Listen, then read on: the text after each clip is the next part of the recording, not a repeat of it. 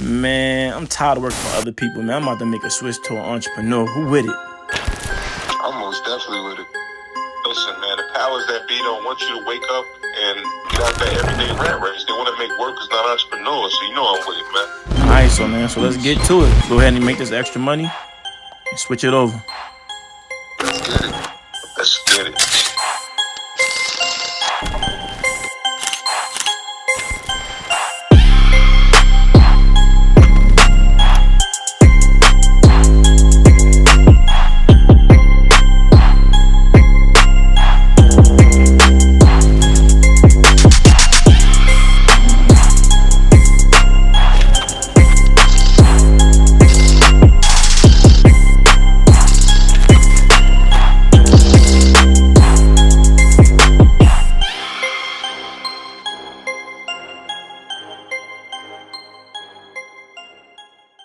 What's going on, y'all? This is GHL, Grind Hustle Live, episode 8. We got some very special guests here. We got my man Fritz, we got Jared, and my main man Dave. These guys formed the Voltron called the Macrobite Boys. And we want to tell y'all basically what they're doing, and we want to basically show y'all how they're doing what they're doing. So let's start off with Fritz. Okay. What's going on, my brother? Tell me something about Macrobites, how you got started.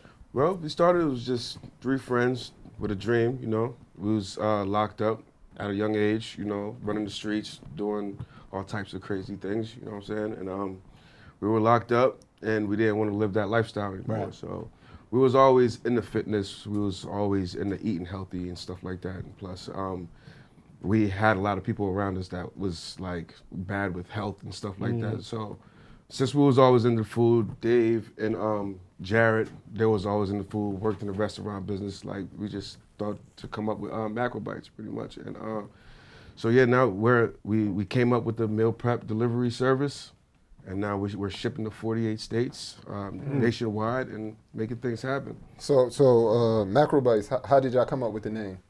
We came up with the name because the Macrobites goes off your macronutrients. It's fats, carbs. Oh, that's deep right there. Yeah. I wouldn't even have thought of that. So yeah, and you eat those in the right ratio. Right. And I mean, you'll reach your fitness goals. You know what I'm saying? Dope. So like when you was incarcerated all at the same time? Or at different periods? Well, pretty much in the same time period. Like me and Jared's Cody's, we went down on the same bed, same charge. First, we was running streets with him around the same time. He got bagged around the same time too. So all in our early 20s, late teenage years. So tell me, like, because I know us, it was a point where I called Derek and I called Shells. I'm like, I got this idea. You know, we've been running ever since. So, like, what was that point? What was that day for you guys? So for us, really, you know, me and Jared were managing a restaurant in New Brunswick. And Fritz was doing the construction in that restaurant too for us, the contract and fixing stuff up.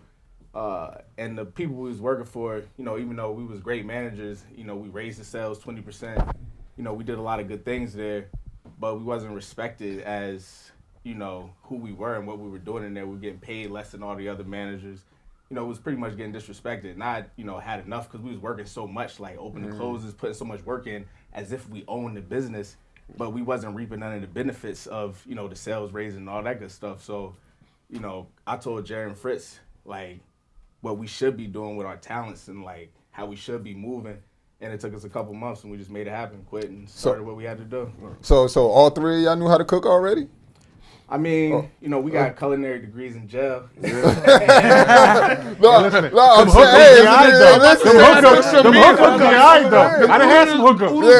Yeah, heavy on the cholesterol, but it's alright though. hookups, man. Everybody that ate some hookups, man. The thing that's going when it all on. started. Yeah, so Okay. me and Dave really spent a lot of times in restaurants and in the kitchen. And Fritz spent a lot of time in construction, but Fritz also knew how to cook too. And we all spent our time around fitness, so it was really trying to monetize what our hobbies were. It's like, okay, what are we good at? And then how do we make that into profit? How do we make that into money? So it's like, okay, we're good at business. You know, we all like to eat. We all know somewhat. We all have a base of how to cook. How do we turn this into money? And that turned into meal prep, which originally was meal prep delivery.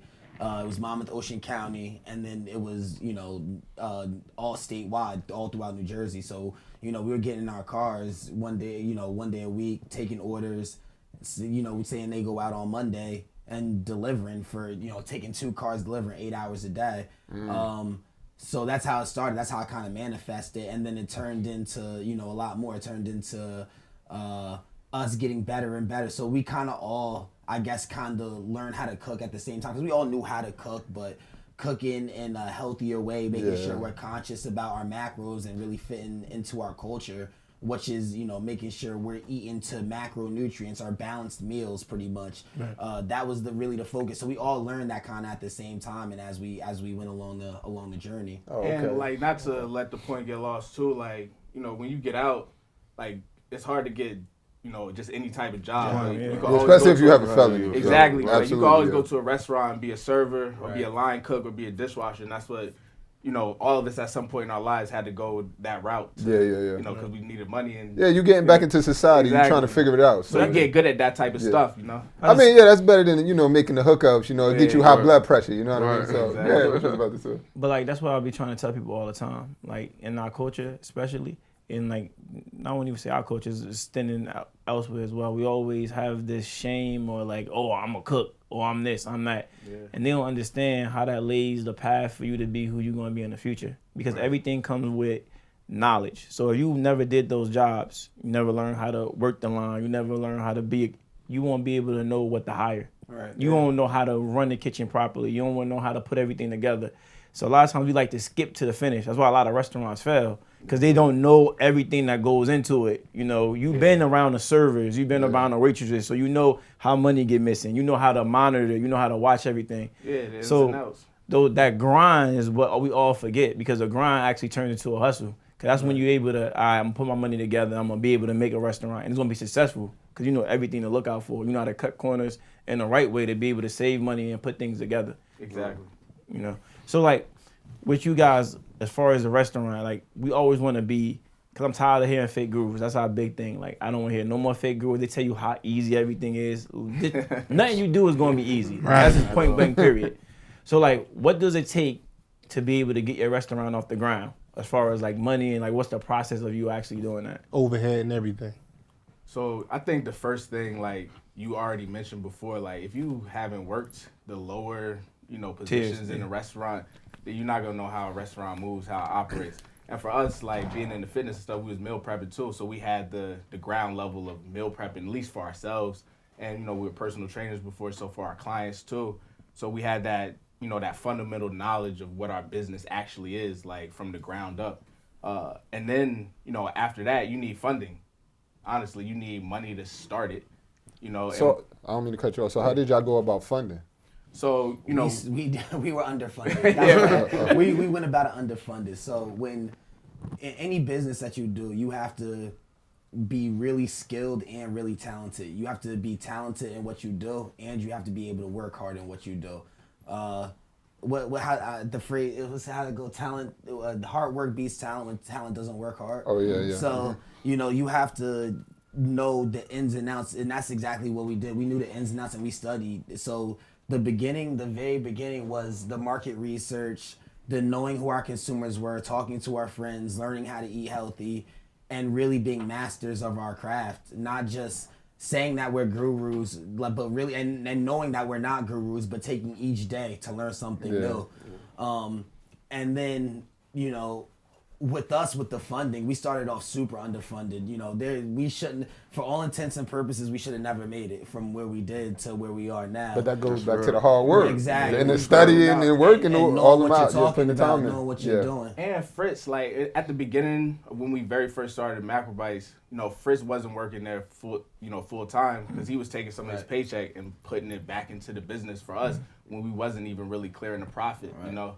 Team player. Yeah, so, you know, he stayed at it down. because he had, like, the best job out of the three of us that made the most money, so he was able to still go to work full time, come to the kitchen with us on the weekends, but we had at least one income that was consistent, you know, between all of us during that first, you know, 8 months to a year. So when shit got skinny, we had somebody with some bread, you know, that was able to, you know, fill the gaps. Being able to have partners, that's a huge thing. Being able to have partners and being able to have Fritz or Dave or somebody be like, okay, I'm gonna go get some extra money over here and I'm gonna put this back into the company. Because also, you know, Dave, he personal trains on the side, and his clients order from the company. So you know, Money in-house. Keep the money in-house. Really Cross hustling, marketing. really getting creative with how we go out and get money and making sure that comes back to the house. Yeah. And we did a crowdfunding raise just last year. At the last few months of last year, we raised about $60,000 just from our followers and supporters. Nice. That helped us change our packaging all eco-friendly, and we was able to get like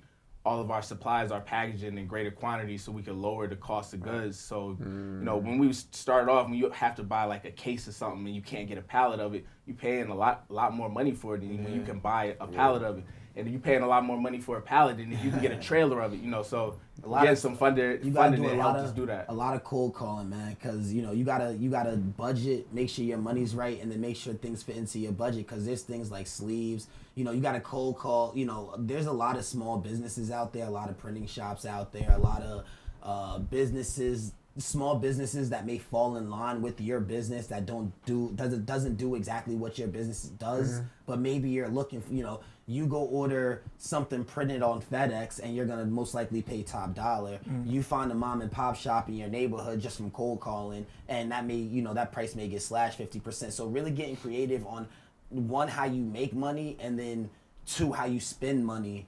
You know, they're very, very important, because if you don't do that, you're not going to make it. Because especially in our culture, if you go to the bank to get a loan, they're going to laugh at you. They laughed at us. They're going to tell you They no. really laughed at us. Like, when we first started, that's what we thought. Yeah. Look, we got a plan. We're going to go get a loan for that. You got It's always like that, though. It's always like that. Oh, you got a business, you don't need your personal credit. Like, nah, that's not a thing. Like, when you have a business, they say, okay, you want this? Well, we need a personal guarantor, even though you have your business. We don't, you know, we can't just give it to you. We need to guarantee back. You know, so. Let me ask you guys a question, though. Let me ask you guys a question. Now, a lot of people, when they go to prison, they come out of prison or they come out of jail, and they get discouraged. They feel like there's no opportunities for them.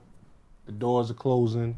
What made you guys say, you know what, I'm going to beat the odds. I'm going to go against all of the stuff that they tell me I can't do, and I'm going to go ahead and become my own business owner? Survival is because there are no opportunities. This is our opportunity. Right. We came to the idea, the decision that, you know, for us to go out and get a job that we've never worked at with no connections and no resources, they gonna look at us crazy from a paper. We better off doing this for ourselves. We worked at business and made thousands and thousands of dollars for them in a day. Yeah. We could do that for ourselves. How do you find your clients? Social media.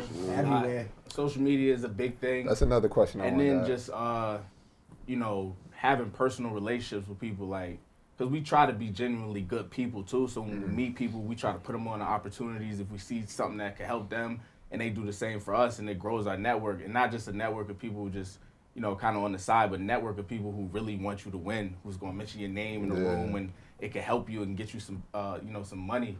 And that's important for us. And that's why, you know, we move how we move and how we act, because it pays off for us and the people that we meet, the people that we come across in this journey. So. Yeah. No, I knew you mentioned something about crowdfunding. Can you just go a little bit more in depth for people that don't understand what crowdfunding is? So equity crowdfunding, pretty much you decide a percentage of your business that you're going to sell off, and you get a valuation for how much your business is worth, and people buy shares of your company, you know, based on that worth.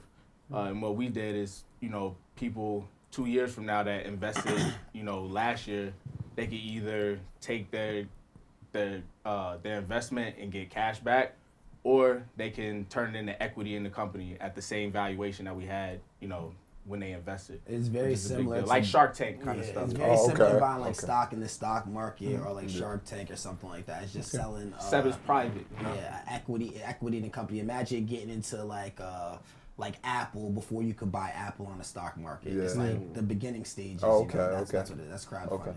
Okay. What I'm interested in about, how did y'all go about marketing, like to get y'all like name so big like that? Yeah, so pretty much just our story in itself kind of markets itself to a lot of people. So, you know, a lot of people, especially after we made it that first year mark and we were still in business and we was, you know, growing, you know, news companies and people who knew us, you know, they was reaching out. They wanted to do interviews. You know, we didn't, you know, have to send out a press kit or anything like that to do any of the press we did. they reached out to us. They saw us. They wanted to do a story on us.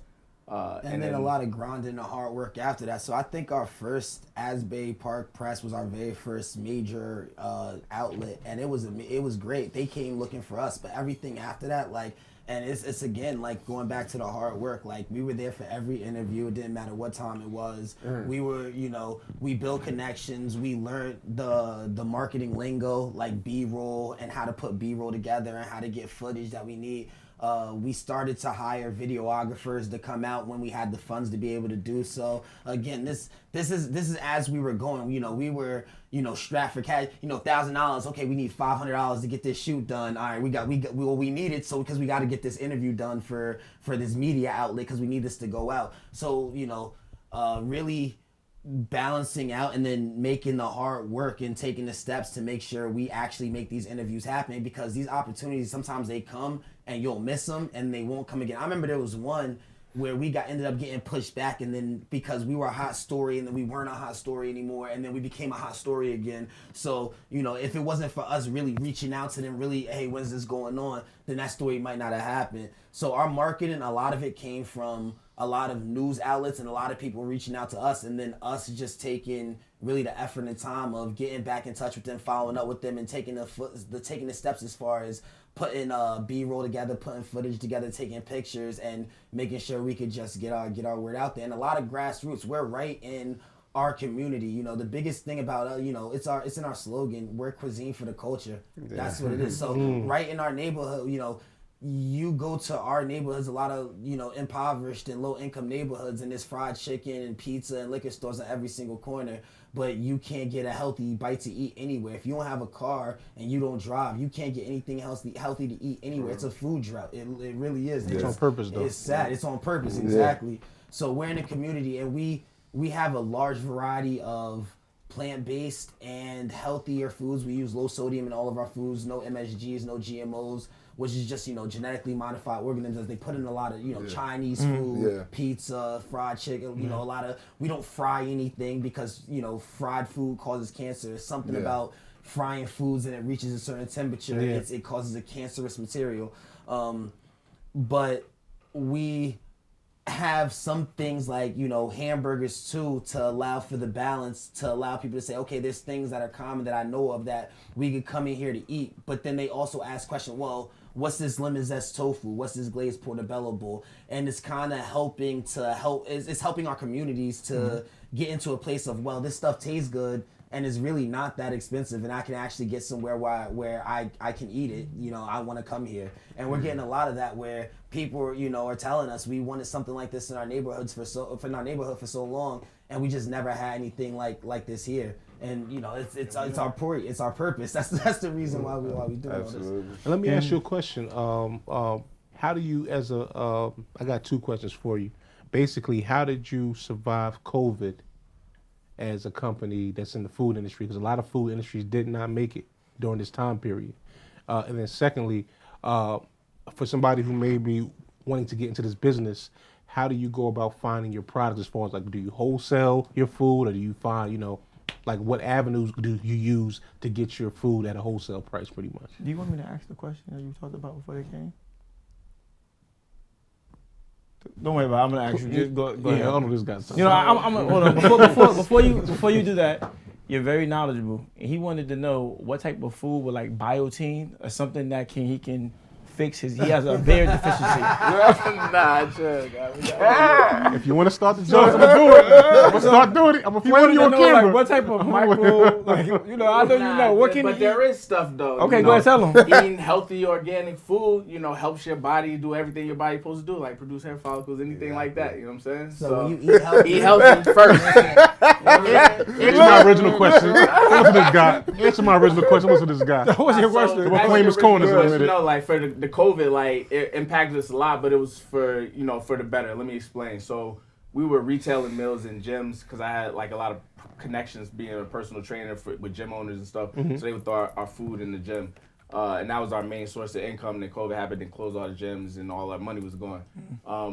So we had to figure out what we was going to do. And that sparked where we are now, shipping nationwide, because we had to, make our direct-to-consumer business more robust and more, and to fill that gap of revenue that we just lost. And that's when we started shipping meals through UPS and stopped delivering them hand to hand.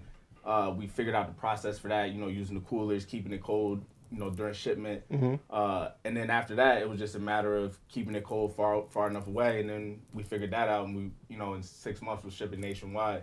So COVID kind of forced us to change our business model, even though it was scary at first. Get craftier. That's to make it like Yeah, get yeah, craftier. Yeah, get We craftier. sitting around, we was in the living room, like, with, $60 in the bank, like, with no money coming in, like, a few orders, like, what we gonna do? Like, is it over? We about to, go back to work? Like, and we figured out, how to ship the food farther away, and it opened up a whole new You gotta door for listen us. to your customers, listen to what your customers want. So like, for us, what worked was shipping nationwide, shipping to further distance because people wanted that. What worked for us was opening a restaurant because people wanted that. When, you gotta really talk to the people that's in your area, talk to your consumers and find out what they want. If they want you to, we haven't retail back in gyms. Not saying that we won't, but we haven't because our consumer no longer wants that. Our consumer wants their food shipped to their door, and or they want to come down to our restaurant and sit down and dine with us and enjoy the atmosphere and eat food. Yeah, because it's a different experience. Exactly. Like that. So Yeah, it's about what experience. some people, because we even thought about going the way of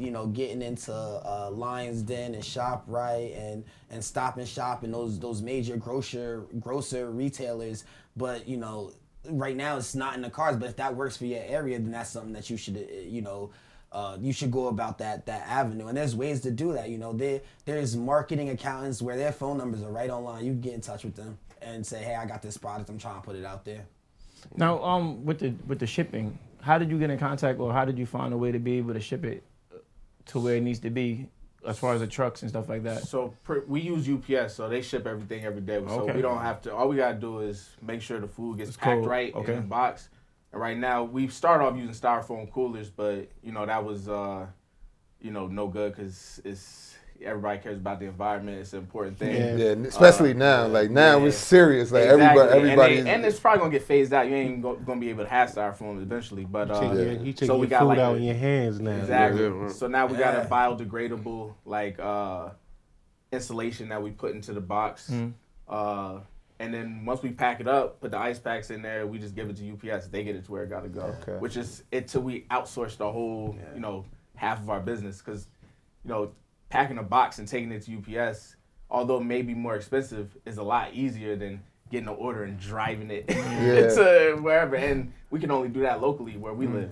Okay. Now, shipping it, we can get it Another to thing Cali. that helped us like during COVID too, because at first we was a market, so we were essential. So we made it a pickup location. People come through, pick up their meals. I mean, and spend made it out, real you know what I'm saying? convenient. Yeah, you know what I'm saying? Real Like, convenient, we yeah. just pivoted into a restaurant like not too long ago, a few months ago. Beginning of this year. But we was a market as well, so that was a little easy for us too. Like, so we was really brainstorming how to make this shit work. Like, pardon me, how to make it work like every way we can. You know what I'm saying? Now with the as far as the startup costs for like a restaurant, like what would be some of the startup costs that somebody would be looking at if they're looking to get into that? So, I mean, I can tell you what is ideal, and I can tell you what we did. You know what I'm saying? We did it with 2 racks between all of us. That's how we started our business. It wasn't ideal, and it was super hard, and, I wouldn't recommend it on anybody. I would recommend you have at least 100 racks in the bank before you start any type of food business. And that's to completely like get it up and going and everything. Exactly, because the most expensive thing is how small your profit margins are in food. Because food is what it costs what it costs. And now you can only, and it's high. You can only charge what you're gonna charge for. People are only gonna pay so much for a dinner or lunch.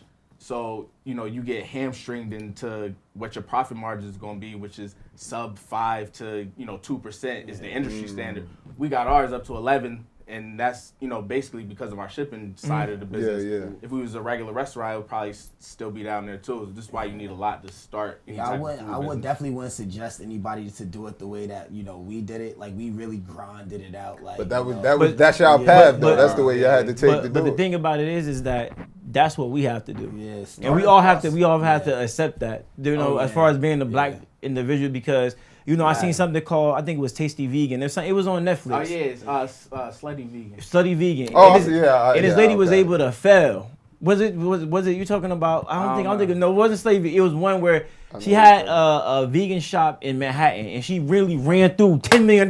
Oh yeah. And they gave her another opportunity. She ran through another $50 million. And her boyfriend was stealing the money. Yeah. If you wealthy and white. But she wasn't wealthy. She wasn't wealthy. She was from Ohio or somewhere. She had $1 to her name. Right. But they not gonna let us fail like that. Startup costs are super variable. It depends on what you're doing. When we started off selling, just meal preps, it was easy. We get the orders, we make the order, we get the money in, we make the orders, and then we keep the profit. So if you're doing it like that, it's a lot easier than owning a restaurant, because when you own a restaurant, you go buy the product and you hope people come in. So your startup costs are super variable depending on what you want to do. If you're just doing a pickup location or a pickup shop where you have a market of items, well, your costs are going to be lower because you don't have to worry about certain costs of goods sold and things like that. So and then you have to worry about rent too, right? And rents right now are at all-time high. So, and then you have to worry about your personal life too, right? Do you have kids? Do you have a girlfriend? Do y'all go on dates? Is she ready to go into take that? Trips? Exactly. So when you're thinking about all those things, it's like, how much does it cost? Like, yeah, you need the business expense, but you need your personal expense too, because at first you're not going to be paying yourself. So how long can you live and be comfortable before I need to eat, like something got to do, before you get uncomfortable, how long does that last, So it's, whatever your cost for your business is, and then whatever your cost for your personal, 6 months to a year, whatever your case may be. So like, if you do that $100,000, what is that $100,000 going to? As far as how much you spend on the kitchen, period. The food, different things like that. Just a quick mix of things. Yeah. So like, if about 50 racks, you could get your brick and mortar location. You can get your insurance all in. You can get about 50K. What kind of insurance do you need? Just regular business, liability insurance. Nothing special for food or that? I mean, it's a higher rate than like it's something that's not a food business, because there's a risk of people getting sick. So they charge you, but it's still the same. Get your liability. LLC, get your mercantile license, health inspection, first inventory, all of that shit. You can do all that with 50 racks. The other 50 is just so when people don't come as fast as you thought, and you blowing through money. And that 50 racks, how many months are you covering the rent? Or that 50 racks don't even go towards that. The other 50 is going towards, just in case people don't come into the brick and mortar. Yeah, like half a year with that probably. Yeah. And that's if you're not making no sales. You got to go get money though, right? Because if you in a restaurant, like if you had steak doesn't stay good for a long time. And the thing about the reason why we pushing on this, because I am absolutely tired of people preaching stuff that don't exist. Yeah. They keep on selling the dream, right? And the thing is, you can get through the rough times, right? Because everybody got different backgrounds. Y'all backgrounds was getting through rough times and prevailing, right? You had jobs where it's not easy to work in the kitchen. It's not easy to work on the line. It's not easy to do construction. We got houses. I do the construction. I ain't gonna lie. He tapped out. I ain't gonna. He tapped out. He told me, but he came back though. But he tapped out for a second. It ain't easy to do that kind of stuff. So like, people are out here telling people it's easy, and then when you get smacked in the face with reality, they quit. It's a lot of hard work. I want people to know that it's not easy, so they can know up front. Like you telling them, it's a lot of you got a girl, you got a lot of hard work. You know what I mean? It's a lot. Like between us, like we started off as friends, and some days it'd be questionable. Like, do I really mess with him like that? Do I really? You gotta really come with it. Like, you gotta really be ready. Like, it's not easy. Like, if someone, like in the beginning, before I was an entrepreneur, before I was a business owner, I tell people like, yeah, we should all own businesses. We should all do this. Like, yeah. Now I tell people like, yo, you might want to think about it. It ain't that easy. You might want to go the get paperwork. What do you do now? Yeah. That's why I ask people, like, what's your job now? Because you might be on to something. You know what I mean? So I mean, that's why it helps to be passionate about what you're doing though, like, because we wake up and go to work, and we changing people's lives where we at and where we send the food to, and it's a good feeling. We give free food out in the hood every day to people in need, just because people are there and they need it. We've gotten grants for it before, but we do it out of the kindness of our hearts too, with our profits too, before we even paid ourselves.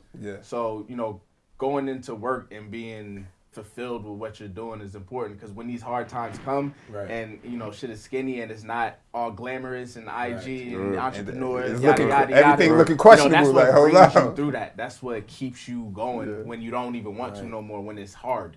Now, like when you went all in, and that's why I ask everybody that I talk to, when you went all in, how did you feel?